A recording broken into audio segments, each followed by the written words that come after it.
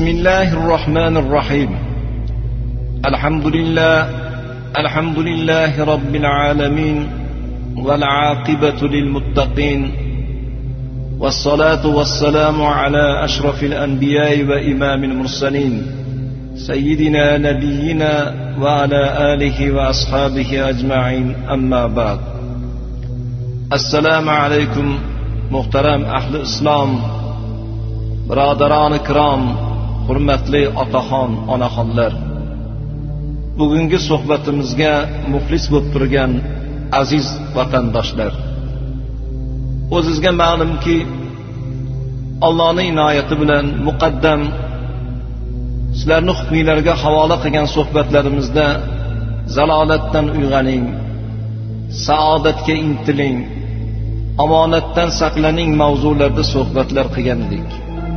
Bugun shundoq bir ulug' oylarga yetdikki, sizu bizni zulmatdan nurga aylanishimizga sabab bo'lgan, zalolatdan hidoyatga aylanishimizga sabab bo'lgan, shundoq bir ulug' fazilatlarga ega bo'lishimizga, xurofotdan haqiqatga aylanishimizga sabab bo'lgan oxiri zamon payg'ambari, jami payg'ambarlarning xatmi kunandasi bo'lgan Muhammad Mustafa sallallohu alayhi va sallamni tavallud topgan hamda vafot qilgan oylari Rabbiyul avval oyiga yetib keldik. Ushbu oy munosabati bilan bir qancha jami masjidlarimizda imom xatiblarimiz tomonidan sarvari koinot payg'ambar Muhammad Mustafa sallallohu alayhi va sallamning siratlariga bag'ishlangan, xulq atvorlariga bag'ishlangan, tavalludlaridan to o'limlariga qadar boshlariga kelgan sinoatlar haqida amri ma'ruf nahiy munkarlar bo'lib turganligi, Alloh qodir qilguncha mavludi shariflar o'qib turganligini xalqimiz guvohi bo'lib turibdi. Tarixi Muhammadiy kitobining muallifi, Alloh rahmat qilsin, Allomai zamon Alixon To'ra Sog'uniy o'zlarining kitoblarining muqaddimasida bir narsani ta'rif qilgan ekanlar. Musulmonchilikni da'vosini qilgan har bir banda, ho yosh bo'lsin, ho qari bo'lsin, ho erkak bo'lsin, ho ayol bo'lsin, to'rtta narsani tarixini bilishi shart degan ekanlar. Birinchisi Qur'onni tarixi, ikkinchisi islomni tarixi, uchinchisi Ka'bani tarixi, to'rtinchisi payg'ambar Muhammad Mustafa sallallohu alayhi va sallamning tarixini kishi o'zini ota-onasini tanigandek, ota-onasini bilgandek bilishi kerak deb ta'rif bergan ekanlar.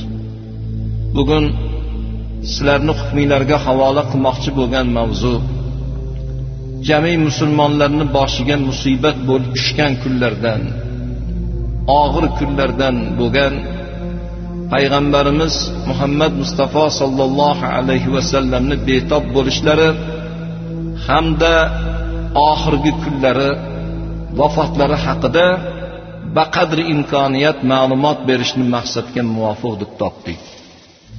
Janob payg'ambar Muhammad Mustafa sallallohu alayhi va sallam hijratning 11-yili Safar oyini boshlaridan dardga chalingan ekanlar. Bir kuni ozod bo'lgan qullaridan Muvayho degan qullarini yonlariga chaqirib, ey Muvayho, bu kecha menga hamroh bo'lgin, Baqiya qabristoniga borib bir duo qilamiz dedilar. Baqiya qabristoniga borib qabrda yotganlarning haqqiga duo qilib, qabristonga kirganlarida assalomu alaykum, sizlarga bu yotishni Alloh muborak qilsin, bilganlaringlarda edi Alloh sizlarni qandoq fitnalardan, yomonliklardan omonda saqlaganligini degan mazmunda duo qilib qabristonga kirdilar. Qabristonni ziyorat qilganlaridan keyin yo'lda kelayotganlarida, ey Muvayho, Alloh bir bandasiga ikki narsani tanlashni ixtiyorini berdi. Birinchisi bu dunyoda abadiy qolib, dunyoni mulkiga musharraf bo'lishlik, egalik qilishlik. Ikkinchisi dunyodan o'tib Allohning jamoliga musharraf bo'lishlikni o'rtasida ixtiyorlik qildi. Bandasi o'ziga ikkinchisini ixtiyor qildi. Ya'ni dunyodan o'tib, dunyodan ketib Allohning jamoliga musharraf bo'lishni ixtiyor qildi dedilar. Bu bilan Janob Rasululloh o'zlarini o'limlariga nisbat bergan edilar. Uylariga qaytganlarida Hazrati Oysha onamiz ham betob bo'lib o'rinda yotgan ekanlar. Ey Hazrati Oysha, agar men hayot yurgan davrimda senga o'lim keladigan bo'lsa, bu sen uchun ne'mat. Negaki meni o'zim janozangni o'qiyman, qo'lim bilan qabrga qo'yaman dedilar. Bu gap Hazrati Oysha onamizga og'ir botganday bo'lib, "Ya Allohning rasuli, meni o'limimni ko'ynis tushab qoldimi?" degan xayol bilan gapirdilar. Payg'ambarimiz o'ringa yotib qolishlaridan 2 kun muqaddam sahoba-i ikromlarning o'rtasida minbarga chiqib, "Ey birodarlar, quloq solinglar. Alloh bir bandasiga 2 narsani tanlashni ixtiyorini berdi. Birinchisi bu dunyoda abadiy qolib, dunyoning mulkiga musharraf bo'lishlik, egalik qilishlik. Ikkinchisi dunyodan o'tib Allohning jamoliga mehmon bo'lishni o'rtasida ixtiyorlik qildi. Bandasi o'ziga ikkinchisini lozim deb ko'rdi. Ikkinchisini ixtiyor qildi" dedilar. Hamma jim tursa ham Abu Bakr Siddiq ho'ngrab yig'lay boshladilar. Shunda Janob Rasul akram sallallohu alayhi va sallam, "Ey Abu Bakr, nimaga yig'laysan? Men dunyodan o'tganimdan keyin ham sizlarga manfaatim yetib turadi. Hayotlik davrimda qanday yordamim tekkan bo'lsa, dunyodan o'tganimdan keyin ham xuddi shu yordamim tegadi. Ummatimni qilgan har bir amallarni farishtalar menga ko'rsatib turishadi. Yaxshi amallaringlarni ko'rsam sevinaman. Yomon amallaringlarni ko'rganimda mag'firat qilishini, kechirishini Allohdan so'rab yaratganga iltijo qilaman. Ey birodarlar, quloq solinglar. Qaysi biringlarni eshiginglar masjidning ichidan ochilgan bo'lsa, bugundan e'tiboran eshiginglarni yopinglar. Magaramki Abu Bakr Siddiqning eshigi ochiq qolsin. Men Abu Bakrning eshigidan nur chiqib turganligini ko'rdim. Odamlar menga kufr keltirganda birinchi bo'lib iymon keltirgan Abu Bakr bo'ldi. Og'ir damlarda suyab, og'ir damlarda qatorimda turgan, yordamchi bo'lgan Abu Bakr bo'ldi. Men Abu Bakrdan roziman degan gapni sahoba ikromlarning o'rtalarida gapirgan ekanlar. Hattoki ko'p sahobalar taajjubda bo'lib, nima uchun Rasululloh bizni eshigimizni yopishni, Abu Bakr Siddiqning eshigi ochiq qolishni buyurdilar degan gaplarni bir-birlariga gapirganlari ham bo'lishdi. Payg'ambarimizning dardlari vazmin bo'lib, o'ringa yotib, kundan kunga og'irlashdilar. Hazrati Bilal namoz xuftonga azon etib, sahobalarning hammalari Janob Rasulullohning yo'llariga muntazir bo'lib kutganlarida payg'ambarimiz namozga chiqa olmadilar. Bilal Habashi, "Ya Allohning rasuli, sahobalar yo'lingizga muntazir bo'lib turishdi, namozga chiqasmi?" deganlarida 3 marotaba o'rnlaridan turib g'usl qilib, 3 marotaba hushlardan ketib o'ringa yiqildilar. "Ey Bilal, jamoatga yetkazing. Rasululloh o'zlari bilan o'zlari ovora bo'lib qoldilar. Dardlari vazmin bo'lib qoldilar. Men bugun namozga chiqa olmayman. Meni o'rnimga Abu Bakr Siddiq imom bo'lib namozni ado etsin" dedilar. Bu gapni eshitgan Hazrati Oysha onamiz, "Ya Allohning rasuli, meni otam Abu Bakrning ko'ngli yumshoq, ko'zlari juda ham yoshli. Mehrobda sizni joiz bo'sh turganligini ko'rib, toqat qila olmaydilar. Yig'lab yoradilar, qiroatlarni odamlar eshita olmaydi. Sizni o'rningizga u zot imom bo'lib namoz o'qib bera olmaydilar" degan gapni aytdilar. 3-4 marotaba takror qilsalar ham janob Rasululloh qat'iyan rad qildilar. Abu Bakrga ayting, Abu Bakr bugun namozni ado etsin dedilar.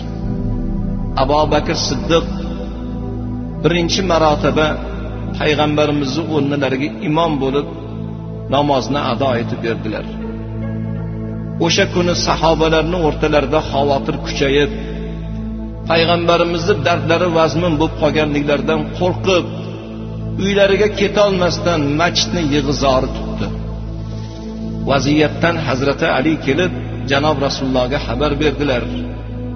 Yo Allohning rasuli, sahobalar xavotirdalar, uylariga keta olmay qoldilar. Sizni dardga chalinib qolganligingiz ularni ko'ngliga xavotirlik solib turibdi degan gapni aytganlarida bir qo'llaridan Abu Bakr Siddiq, bir qo'llaridan Fazl bin Abbos oyoqlari yer chizgan holatda, dardlari vazmin bo'lgan holatda masjidga sudralib chiqdilar. Minbarning poyasiga o'tirganlaridan keyin Allohga hamd va sano etib, ey birodarlar, meni o'limim, dardga chalinib qolganligim nima uchun sizlarni xavotirga soldi? Mendan avval kelgan qaysi bir ummatga kelgan payg'ambar abadiy qolgan? Jami payg'ambarlar kelganki, ular ham dunyodan o'tgan. Meni ham bugun bu dunyodan oxirgi kunlarim, u dunyodan birinchi kunlarim boshlandi. Qatorilardan ketadigan daqiqalar boshlandi. Safarimiz qarib, oxirat tadoriklarini ko'radigan daqiqalar boshlandi. Oxirgi so'zlarimga quloq solinglar. Ey muhojirlar, makkaliklar, bir eslang. Kelganimizda boshimizga vatan, ustimizga libos bo'lgan ansor madinaliklarni eslang. Eng serhosil yerlarni bizga berib, ko'makchi bo'lib qatorimizda turgan, yordam qilib og'ir daqiqalarda suyab turgan ansor madinaliklarni, yaxshiliklarni unutmang. Oqibatli bo'lib, meni davrimda qanday bir samimiyat bo'lgan bo'lsa, mendan keyin ham xuddi shu samimiy munosabat o'rtanglarda davom etsin. Ey muhojirlar, meni deb Makkani tashab kelgan, vatanni tashab kelgan birodarlarim, men sizlarni ansor madinaliklarga topshirdim. Ey ansor madinaliklar, men sizlarni Allohga topshirdim. Meni so'zimga quloq tutinglar. Bu dunyoda yurganinglarda agar bir ish bo'lmay qolsa, nimaga bo'lmadi deb xavotirda bo'lmang. Bandasi shoshilgan bilan Alloh shoshilmaydi. Har bir ish Allohning izni bilan bo'ladi. Bandani amaliga qarab boshiga ofatlar, musibatlar keladi. Yaxshi amalda bo'lgan bandalarni dunyosi oxiratini obod qiladi. Dunyoda yurganinglarda takabburchilikda bo'lmang. Bir-biringlarga yomon munosabatda bo'lmanglar. Bandani yomon amallari ko'payadigan bo'lsa, jannatning ofati ham shundan keladi. Qaysi bir banda, qaysi bir ummatim men bilan Havzi Kavsarning ustida diydor ko'rishni istasa, ortiqcha gaplarni gapirmasin, zarur bo'lmagan gaplarni gapirmasin. Tiliga ehtiyot bo'lsin degan gaplarni janob Rasul akram sallallohu alayhi va sallam ta'kid qilgan ekanlar.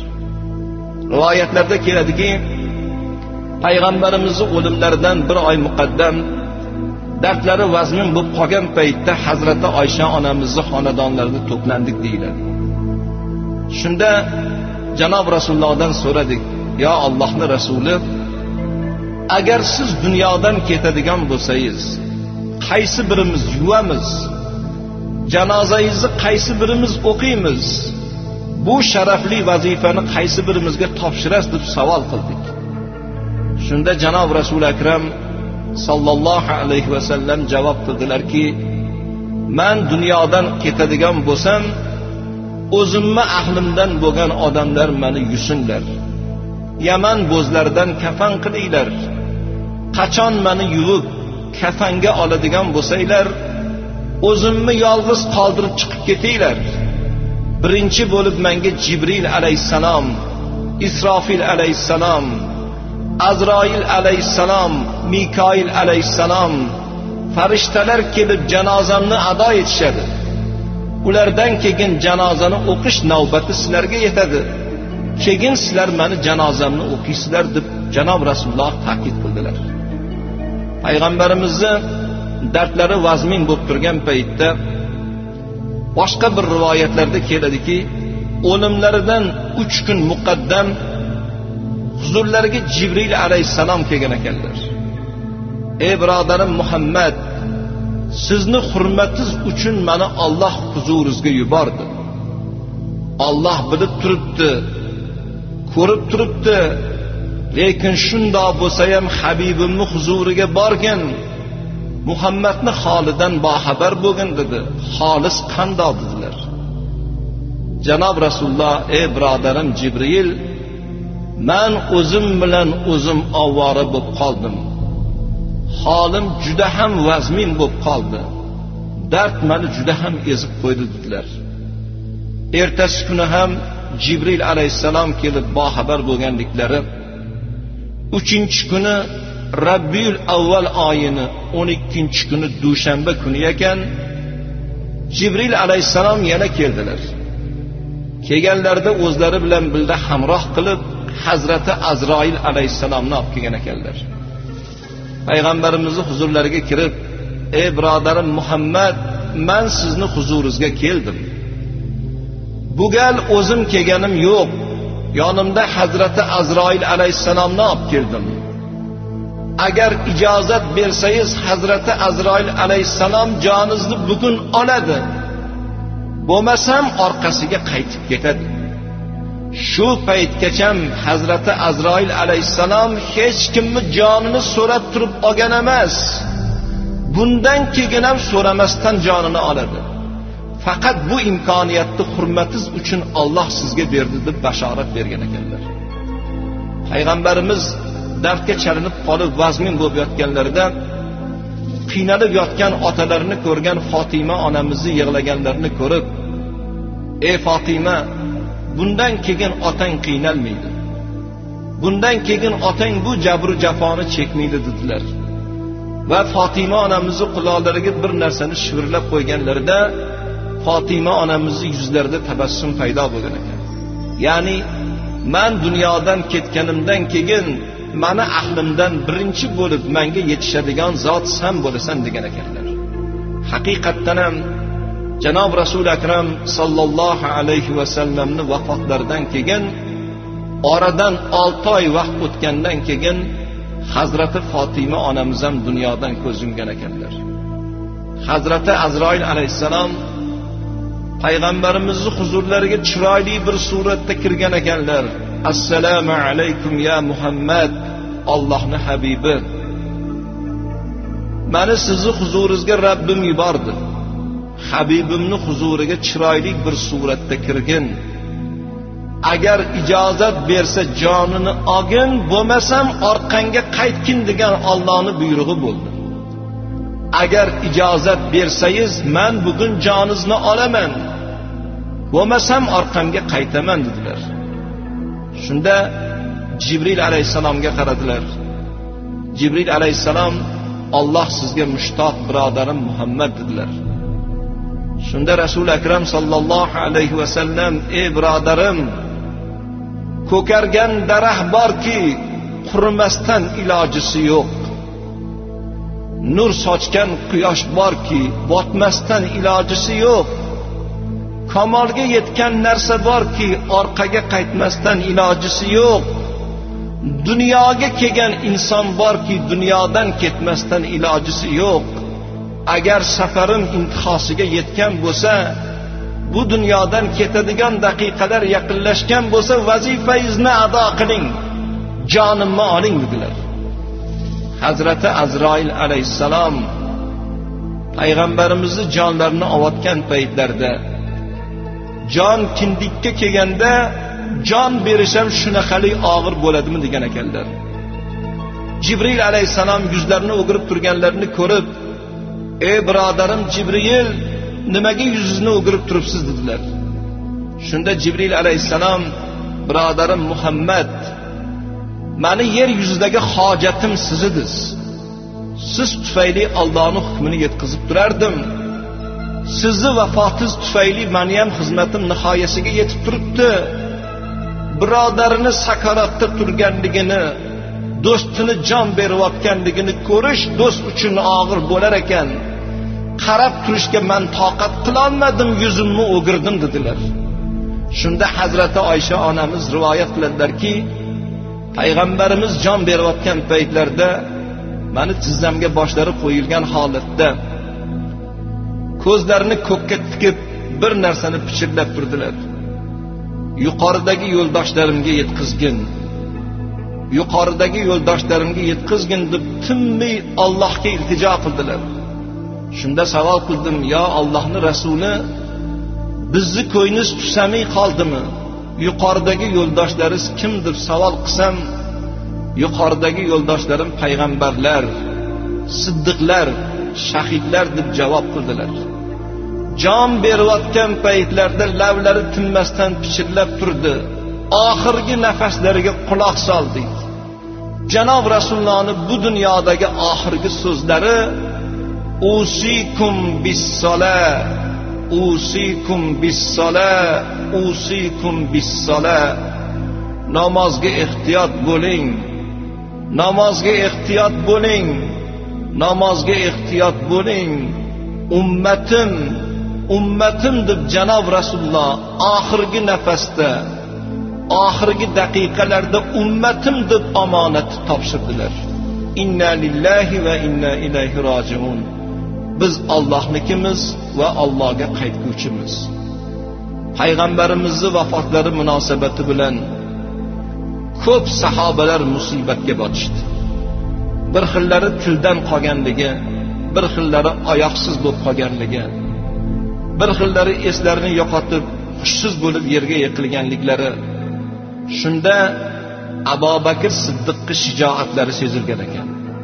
Odamlarni musibatga botib qolganliklarini ko'rib, minbarga chiqib, "Ey birodarlar, o'zingizlarni qo'lga olinglar. Sizlar Allohga bandamisizlar yo Muhammadga bandamisizlar? Agar Allohga banda bo'lsanglar, Alloh o'lgani yo'q. Muhammad ham sizu bizga o'xshagan bashar farzandi, inson bolasi. Dunyoga kelgan inson borki, ketmasdan ilojisi yo'q. Umr intihosiga yetgandan keyin omonatni bermasdan ilojisi yo'q. Muhammad ham mana dunyodan o'tdi.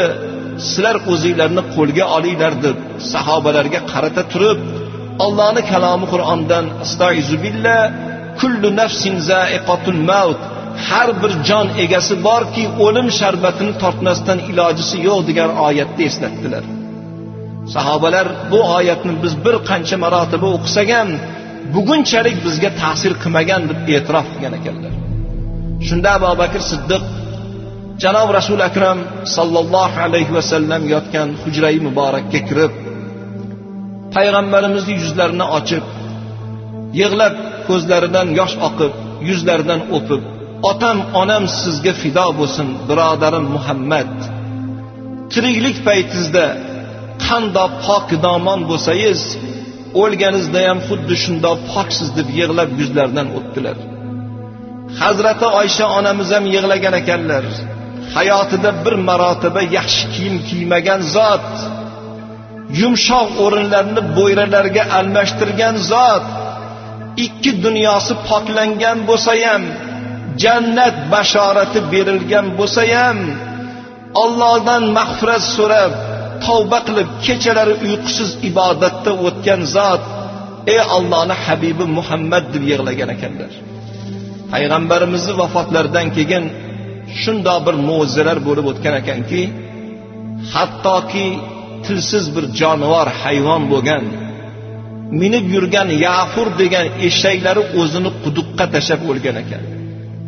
Tuyalari bir necha kun mobaynida ovqat yemasdan, ochlikdan dunyodan ko'z yumgan ekan. Janob Rasulullohga savdosh bo'lgan, payg'ambarimizga izdosh bo'lgan, eng yaqin yonlarida yurgan sahobalardan bo'lgan Bilal Habashi azon etolmay qolgan ekanlar. Sahobalar iltimos qilishgan ekan, "Ey Bilal, bir azon eting." Rasulullohning davri durdonalarini bir eslaylik. Bir azon eting, payg'ambarni ko'rganday bo'lamiz siz azon etganingizda. Azonni biz eshitaylik deganlarda Bilal Habashi yig'lab turib javob bergan ekanlar: "Ey birodarlar, men endi azon etolmayman. Azon etkin deb meni zo'rlamaylar. Azonda Muhammadning nomi bor, kalimalarda Muhammadning nomi bor. Muhammadning nomi tilimga kelganda yuragim ezilib ketyapti. Men endi azon etolmayman" deb bir qancha muddat o'tgandan keyin Bilal Habashi ham dunyodan ko'z yumib o'tgan ekanlar. Mana shu oxirgi daqiqalarda, oxirgi nafasda ummatni eslab, ummatim deb jon bergan payg'ambarga sodiq ummat bo'lishni Alloh hammamizga nasib etsin. Qiyomatda Allohning rahmatiga, payg'ambarimizning shafoatiga noil bo'lgan baxtli ummatlarni qatoridan joy olishimizni Alloh nasib etsin. Muhtaram birodarlar, bugun sizlarni hukminglarga havola qilgan bugungi suhbatimiz masjidlarimizda, jomelarda o'qilib turgan, erkin emin qilinayotgan ibodatlarimiz, mavludi shariflarni o'qilishi bu tinchlikning sharofati, yurtimizni boshda turgan yurtboshimizni odilona siyosatlarning bir mahsuli hosili ekan. Mana shunday bir ulug' kunlarda diyorimizda, jomelarimizda mavludi shariflar o'qilib turgan bir paytlarda bu yil Toshkent shahri Islom madaniyat markazini poytaxti deb e'lon qilindi. Qolaversa qadamjo joylarimiz, aziz avliyolar, ulamoi kiromlarga beshik bo'lgan manzil makonlar qaytadan obod bo'layotganligi, xalqimizning tilida Hasti Imom, kitoblarimizda Hazrati Imom deb atalgan shunday ulug' azizlar o'tgan dahalar yurtboshimizning tashabbusi bilan qaytadan ta'mir bo'lib turganligi bu Allohning rahmati, Xudoning marhamati ekan. Mavludi shariflarimizda, masjidlarimizda qilingan ibodatlarimizda doimo bu narsalarni e'tirof qilib, shu narsalarni tepasida turgan rahbarlarimizning haqqiga duoda bo'lib turibmiz. Muhtaram birodarlar, mana shunday ulug' oylarda, ulug' kunlarda Janob Rasuli Akram sallallohu alayhi va sallamning ruh poklarini shod qilish maqsadida jome masjidlarimizda navbatma-navbat mavludi shariflar o'qilyapti.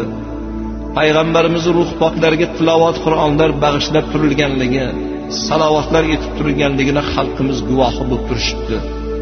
Men fursatdan foydalanib avizamni muxtasar qilar ekanman. Jami da'vat ahlini oyoqqa qo'ygan O'zbekistonda mana shu sof islomni odamlarga yetkazib turgan ko'p ahli ilmlarimizning ustozi bo'lgan, jumladan meni ham ustozim bo'lgan Foziljon qori domladan iltimos qildikki, qoraka bir esdalik bo'lsin. Shundoq ulug' oylarda turibmiz, ulug' kunlarda turibmiz. O'ziz Janob Rasulullohning ruh poklariga bir tilovat Qur'on qilib, Mavludi Barzanjiydan Alloh qodir qilguncha o'qib, salovatlardan o'qib, ularni haqlariga, ruhlariga bag'ishlab, el yurtimizning haqqiga bir duoda bo'lsangiz deb iltimos qildik. Mana bugun mamnuniyat bilan, xursandchilik bilan navbatni ustozimizga beramiz. Marhamat ustoz Fozil qoraka Mavludi sharifdan o'qib, Allohning kalomi Qur'ondan o'qib, payg'ambarimiz ruh poklarini shod qilib qo'ysangiz. Rahmat Qobiljon domla, sizni ham xalqni ezgulikka, sof islom dinida iymon e'tiqodlari mustahkam bo'lishda qilayotgan xizmatlaringizni Alloh ajr azmini bersin. Alloh taolo dilingizdagi niyatlaringizga yetkazsin. Allohimdan xalqimizga doimo 3 ta narsani so'raymiz. Qalblarida iymon bo'lsin, tan jonlari salomat bo'lsin, yashab turgan hayotlari tinchlik, xotirjamlikda bo'lsin. Bu 3 ta eng ulug' ne'mat kimda mujassam bo'pti? Dunyoning eng